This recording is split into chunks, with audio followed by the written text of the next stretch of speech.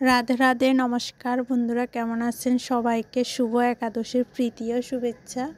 আর এই যে আজকে আমরা সবাই একাদশী, আর একাদশীর জন্য আমি রান্না করতে আসছি। আর সকালবেলা তো রান্না করতে পারি না, গ্যাস ছিল না।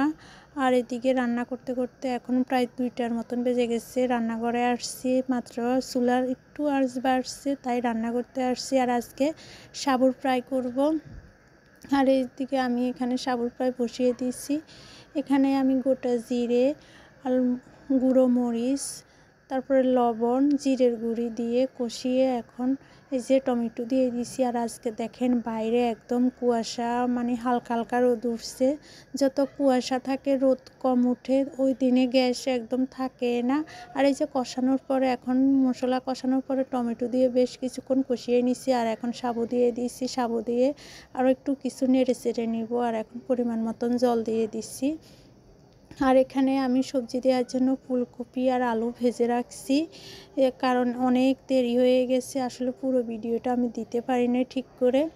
আর ওইদিকে আমি কিন্তু বসিয়ে উচ্ছ্বাসকে খাইয়ে দিয়ে আসছি। আর অনেকটা দেরি হয়ে গেছে, ওর উচ্ছ্বাসের ভীষণ খিদা লাগে গেছে, তার কারণে আমিই খাইয়ে দিয়েছি।